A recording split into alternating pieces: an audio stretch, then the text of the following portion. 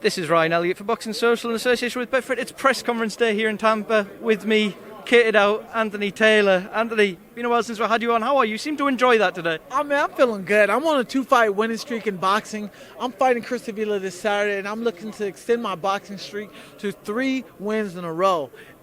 Hopefully get a rematch with Tommy Fury if possible. Let's talk about then. You and Chris Avila, you had a few more words to say than he did today. You've obviously fought each other before.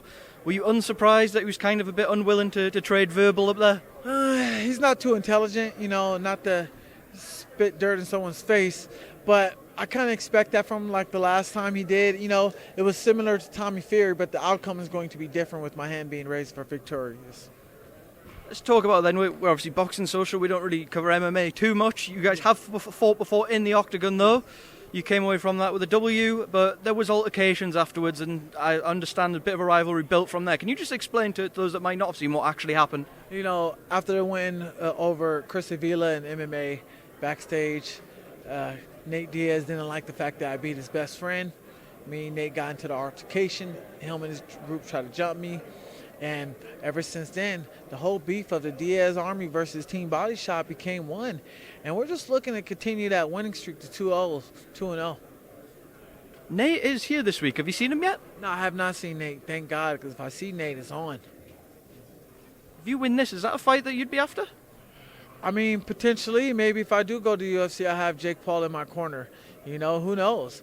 But if this fight, after I win this fight, I'm looking to either fight Adrian Broner or, Ricky Hatton. You heard it here first, guys. You do have this fight on Saturday, so Chris Avila away from the octagon. Who does the stand-up suit more?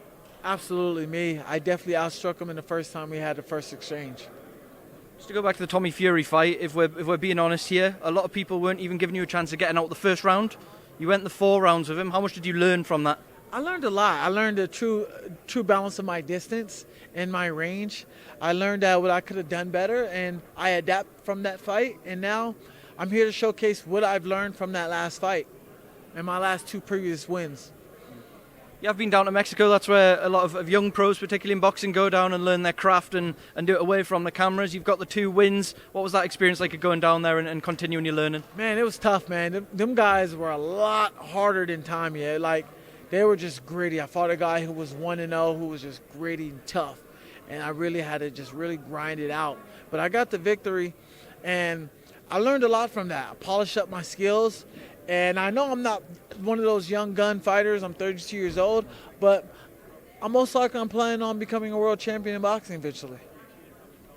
The last time I saw Tyson and Tommy Fury, there was a bit of suggestion from both of them at the media day that Tommy had perhaps underperformed against you on purpose to make it easier to make the Jake Paul fight. Does that insult you a bit?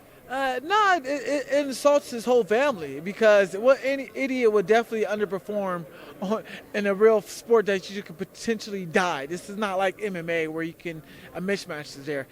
Tommy's full of BS. The reason why Tommy dropped out his car because he wasn't in the best cardio, the best condition at always. Anybody with one broken rib would definitely fight for $1 million. Anybody with a chest infection can definitely take antibiotics, and they're good within 4 days.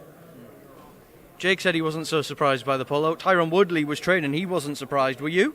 No one was surprised. If you think about it, Tommy never did any press. No social media, no posting, no nothing. It was just Big John and Tyson doing all the stuff. I swear to God, I thought Jake was finna fight Tyson Fury. I'm like, yo, what's going on? Is he about to fight Big John? Because no one seemed to know where Tommy was. But when you looked at it, it was kind of a funk, the fight might not happen because Tommy's not really engaging. Jake doesn't seem open to the idea of now fighting him now after pulling out and causing a bit of a rearrangement for this pay-per-view. Do you think that ship has now sailed for Jake? I think so. It's just there's no interest in fighting Tommy. There's no appreciation to him promoting the fight. There's no anticipation to the fight. There's no sense of urgency of I want to fight Tommy. Jake can go off and fight either Nate or the Diaz. He can potentially fight Anderson Silva. He can fight other professional boxers. Tommy blew his chance. And when you blow that chance, hey, man, your opportunity and window is small. I'm going to leave the final word to you on your fight. For everybody tuning in on Saturday, what can they expect to see from yourself? What's your official fight night prediction? Third round knockout. Bing bong. Hey, yo, baby. No Context Boxing Social. Anthony, thank you very much.